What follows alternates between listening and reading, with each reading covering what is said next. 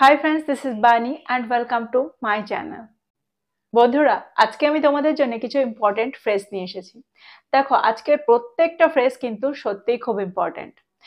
ইংরেজিতে কথা বলার জন্য এই ফ্রেজগুলোর ব্যবহার আমাদের প্রায় সব সময় করতে হয়। আর ঠিক সেই কারণে এই ফ্রেজগুলোর ব্যবহার জানাটা খুবই দরকার। আমি তোমাদেরকে আগেও বলেছি, এমন কিছু কিছু বাংলা বাক্য আছে যেগুলোকে এই ফ্রেজগুলোর সাহায্য না নিয়ে ট্রান্সলেট করা যায় না। অর্থাৎ বাংলা থেকে ইংরেজিতে ট্রান্সলেট করতে গেলে এই ফ্রেজগুলোর সাহায্য নিতে হয়। আর এই ফ্রেজগুলোর সাহায্য নিয়ে যখন তোমরা এই বাংলা বাক্যগুলোকে ইংরেজিতে ট্রান্সলেট করবে, সেটা শুনতে অনেকটা অ্যাডভান্সড মনে হবে। তাই নিজেদের কনভারসেশনটাকে অ্যাডভান্সড করে তোলার জন্য এই ফ্রেজগুলো জানা খুবই দরকার। তাই আজকের প্রত্যেকটা ফ্রেজকে নোট ডাউন করো, প্রত্যেকটা ফ্রেজ দিয়ে নতুন করে সেন্টেন্স তৈরি করো। দেখো, আমি প্রত্যেকটা ভিডিওতে তোমাদের এই কথাটা এজন্যই বলি, যতক্ষণ তোমরা নতুন সেন্টেন্স না তৈরি করবে, তোমরা কিন্তু এই ফ্রেজগুলোর সাথে বা কোনো ইডিয়ামসের সাথে সড়গড় হবে না। তো কোনো জিনিসের সাথে সড়গড় হওয়ার জন্য তোমাদের সেটা দিয়ে নতুন কিছু তৈরি করতে হবে, আর সেটাকে প্র্যাকটিস করতে হবে। তো আজকের ভিডিওটাও কতটা ফ্রুটফুল, কতটা ইম্পর্টেন্ট তোমরা বুঝতে পারছো। আমার সাথে ভিডিওটা একদম শেষ পর্যন্ত থাকো। যারা চ্যানেলে নতুন, অর্থাৎ প্রথম আমার ভিডিও দেখছো, তারা প্লিজ চ্যানেলটাকে সাবস্ক্রাইব করে নিও। তাহলে যখনই আমি ভিডিও আপলোড করব, তোমরা নোটিফিকেশন পেয়ে যাবে। তো আর দেরি না করে চলো শুরু করা যাক আজকের ভিডিও। প্রথম ফ্রেজটা হলো fur and wide. Fur and wide, যার অর্থ হলো দূর দূরান্ত। আমরা বাক্যে দূর দূরান্ত বোঝাতে এই ফ্রেজটার ব্যবহার সেন্টেন্সে করতে পারি। এক্সাম্পল দেখো, তোমরা আরো ভালো করে বুঝতে পারবে। মানুষ দূর দূরান্ত থেকে কনসার্টটা দেখতে আসতো। People came from fur and wide to say the concert. People came from fur and wide to say the concert. তো তোমরা বুঝতে পারছো, দূর দূরান্ত বোঝাতে আমরা সেন্টেন্সে ফার অ্যান্ড ওয়াইড এর ব্যবহার করছি। আর একটা এক্সাম্পল দেখো, খবরটা তাড়াতাড়ি দূর দূরান্তে ছড়িয়ে পড়েছিল। The news spread fur and wide very quickly. The news spread fur and wide very quickly. তাহলে তোমরা বুঝতে পারছো, সেন্টেন্সে যখন দূর দূরান্ত বোঝাচ্ছি, তখন আমরা এই ফ্রেজটার ব্যবহার সেন্টেন্সে করছি। আমার মনে হয় এই সেন্টেন্স দুটোর মধ্যে দিয়ে তোমরা বুঝতে পারলে সেন্টেন্সে আমরা ফার অ্যান্ড ওয়াইডকে কি করে ব্যবহার করছি। তোমরাও এখন খুব সহজেই সেন্টেন্স তৈরি করতে পারবে এই ফ্রেজটা দিয়ে। এবার আমরা দেখব পরের ফ্রেজটা। পরের ফ্রেজটা হলো sick and tired. Sick and tired, যার অর্থ হলো বিরক্ত হয়ে যাওয়া। আমরা যখন বাক্যে বোঝাতে চাইবো বিরক্ত হয়ে যাওয়া, তখন আমরা সেন্টেন্সে এই ফ্রেজটার ব্যবহার করতে পারি। এক্সাম্পল দেখ, সে তার প্রতিনিয়ত অজুহাতে বিরক্ত হয়ে গিয়েছিল। She was sick and tired of his constant excuses.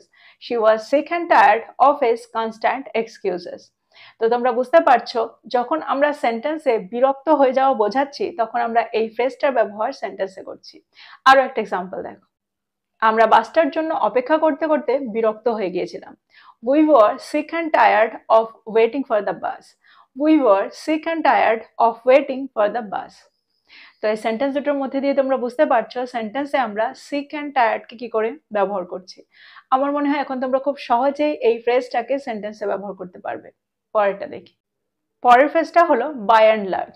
By and large, যার অর্থ হলো সব মিলিয়ে বা মোটের উপর। অর্থাৎ সেন্টেন্সে যখন আমরা এরকম অর্থ বোঝাতে চাই, তখন আমরা এই ফ্রেজটার ব্যবহার সেন্টেন্সে করতে পারি। এক্সাম্পল দেখো, মোটের ওপর অনুষ্ঠানটি সুসংগঠিত ছিল। By and large, the event was well organized. By and large, the event was well organized. তো তোমরা বুঝতে পারছো সেন্টেন্সে আমরা এই ফ্রেজটাকে কি করে ব্যবহার করলাম। আরো একটা এক্সাম্পল দেখো, মোটের ওপর তিনি একজন খুব নির্ভরযোগ্য কর্মচারী। By and large, she is a very reliable employee. By and large, she is a very reliable employee. তো এই সেন্টেন্স দুটোর মধ্যে দিয়ে তোমরা বুঝতে পারছো সেন্টেন্সে আমরা বাই অ্যান্ড লার্জকে কি করে ব্যবহার করছি। আমার মনে হয় এখন তোমরা খুব সহজেই সেন্টেন্সে এই ফ্রেজটাকে ব্যবহার করতে পারবে। পরেরটা দেখো। পরের ফ্রেজটা হলো safe and sound. Safe and sound, যার অর্থ হলো নিরাপদে। আমরা প্রায় বলে থাকি নিরাপদে বাড়িতে ফিরো। ফর এক্সাম্পল, শিশুরা নিরাপদে বাড়িতে পৌঁছেছিল। The children arrived home safe and sound. The children arrived home safe and sound, যার অর্থ হলো শিশুরা নিরাপদে বাড়িতে পৌঁছেছিল। আর একটা এক্সাম্পল দেখো, ঝড়টা কেটে যাওয়ার পরে সবাই নিরাপদে ছিল। After the storm past everyone was safe and sound. After the storm past everyone was safe and sound. তো এই সেন্টেন্স দুটোর মধ্যে দিয়ে তোমরা বুঝতে পারছো সেফ অ্যান্ড সাউন্ডকে কত সহজেই আমরা সেন্টেন্সে ব্যবহার করতে পারি। এখন তোমরাও খুব সহজেই সেন্টেন্স তৈরি করে ফেলো এই ফ্রেজটা দিয়ে। পরেরটা দেখি। পরের ফ্রেজটা হলো প্রস অ্যান্ড কনস।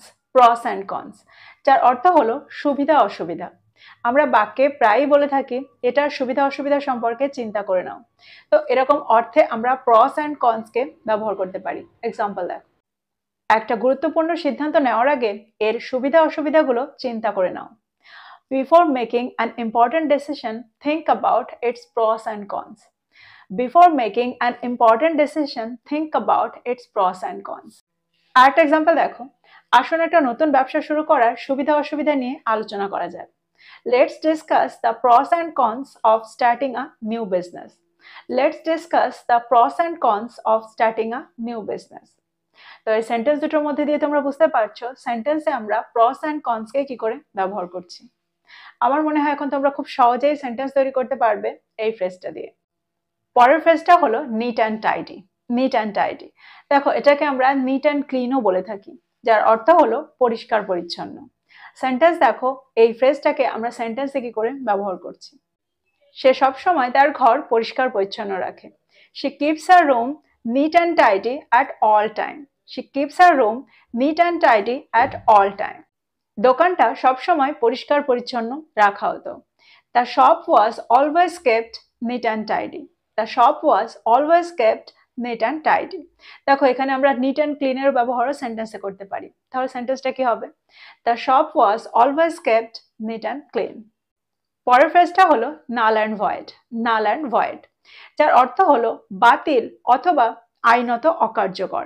দেখো আমরা দুটোকে একই সাথেও সেন্টেন্সে ব্যবহার করে থাকি, অর্থাৎ আমরা এটাও মাঝে মাঝে বলে থাকি যে এটা বাতিল এবং আইনত অকার্যকর।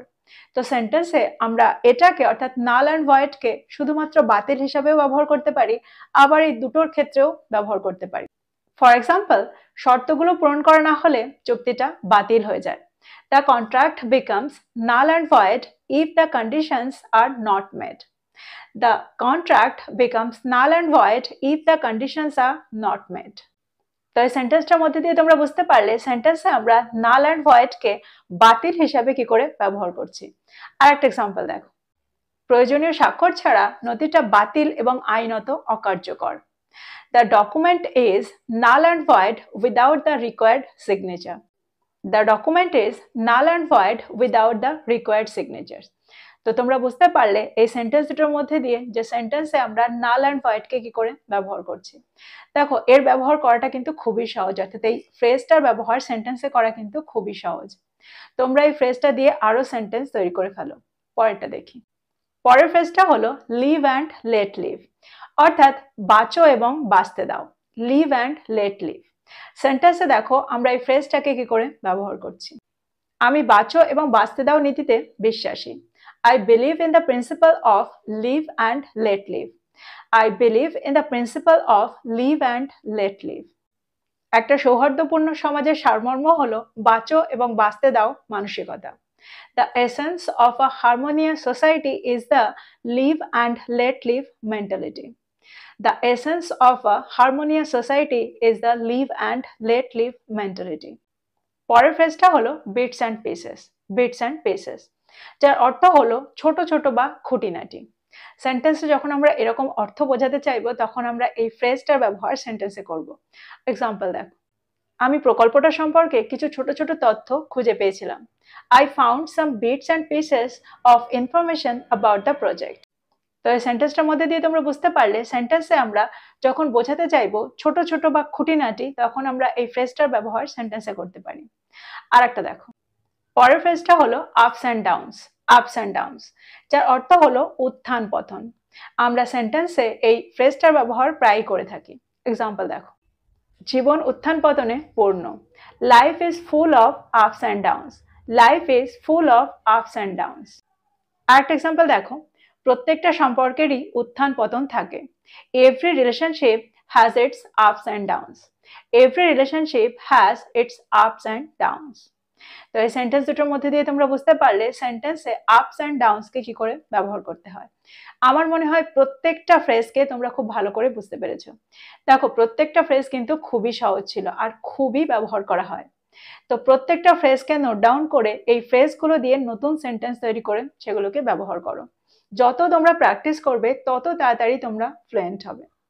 তো আজকের ভিডিওটা এই পর্যন্তই। ভিডিওটা ভালো লাগলে লাইক করতে ভুলে যেও না, বন্ধুদেরকে শেয়ার করো যারা ইংরেজি শিখছে।